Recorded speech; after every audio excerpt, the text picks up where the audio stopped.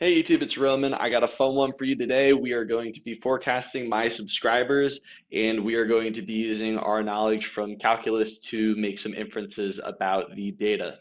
YouTube Creator Studio provides to me all of the subscriber data over time. So if that is one of you, thank you so much. If it is not, please help me out. And if I can't convince you at the start of this video, then maybe I can convince you by the end of this video. So let's go ahead and get started by importing pandas as PD. We're going to import numpy as NP, and then we are going to do matplotlib.pyplot as PLT so we can read in our data, we can manipulate it, and then we can also visualize it. To read in the data, I'm going to say subs is equal to pd.read.csv, and the file that my subscriber count over time is saved in is called subs underscore 05072022.csv.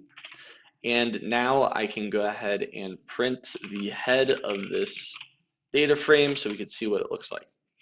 Okay, cool. So the way that the subscribers are stored for us are in terms of the addition or removal of a subscriber.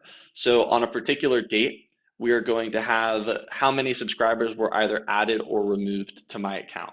Now, plotting this isn't going to yield much information for us. It's actually going to yield just about as much information as if we were to take the first order difference of the stock price and develop returns.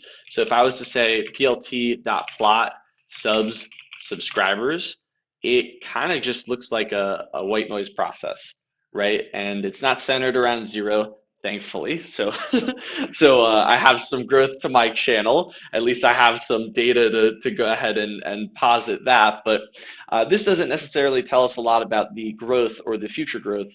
So let's see if we can come up with some different representation of this chart. Since this chart represents change, we can actually save the cumulative sum of subscribers and then plot that, and we should get something that looks a little more like a line. So that's going to show my subscriber count, not the change in subscribers over time. So I can say subs, and I can say cumulative subscribers is equal to mp.cumsum, and then I am summing the change in subscribers on a daily basis.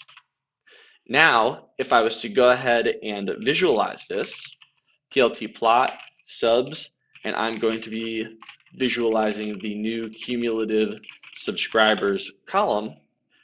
There we go. We have a plot showing my subscribers from the start of my channel all the way up until now. Instead of some neural network or complicated statistical model to try to forecast where my subscribers are going to be, we can just look at this chart.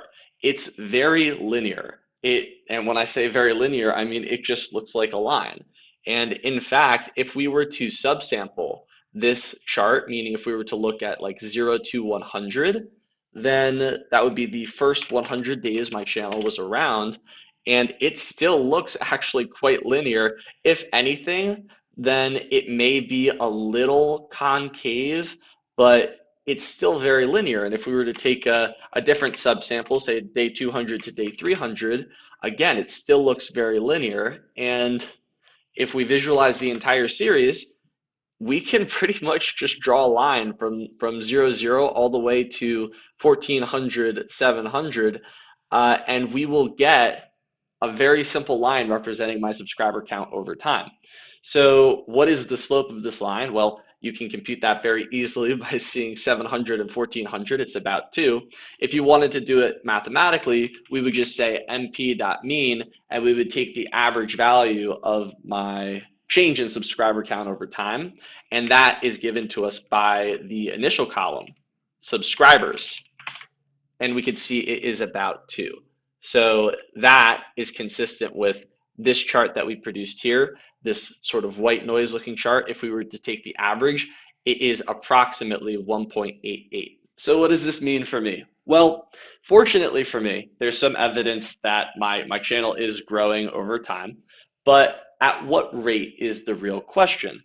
Well, if you were to look at this chart, there is no non-linearity. It's a very linear relationship between subscribers and time for me, meaning the average change in subscribers is approximately 2. if we were to look at this on a daily basis. So that means on average, I gain about 2 subscribers a day. Now, the upshot is my change in subscribers on average is positive. It's not negative. So I am growing. But the relationship between time and cumulative subscribers is linear. So if you were to look at the rate of change in my cumulative subscribers or the rate of growth in my channel over time, it is relatively constant, meaning I'm not growing at a growing rate. I'm just growing at a constant rate of approximately 2 subscribers per day. Based on this data, I can go ahead and make a prediction 1 year from today, how many subscribers I'm going to have. And to do that, I can take the average daily change in subscribers and multiply it by 365, considering the fact that it seems to be a very linear relationship. And I can add the current number of subscribers that I have by saying subs, cumulative subscribers, dot values, and then the most current value. And if I was to maintain this growth for the next year, I would end up with 2,034 subscribers. So some YouTube channels, they like to set goals. Maybe it's a goal for subscriber count by a certain date or likes by a certain date. What I would like to do and set a goal for this channel is essentially take this relationship between time and subscriber count and have it become non-linear. So I would like to see the rate of change in my subscriber count change over time. So instead of it being 1.88 per day, maybe it'll be 2 by next year, or maybe it'll be 3. So that is going to be the goal for this channel, to see if we can increase this rate of growth over time. Thank you so much for watching. I hope you enjoyed. This was meant to be a quick one, a fun one to forecast the subscribers out 1 year and kind of get an idea of where I'm heading. Hopefully by now I've convinced you to help me out on my journey to apparently 2,034 subscribers. If not, then to hopefully reach my goal of an increasing rate of growth.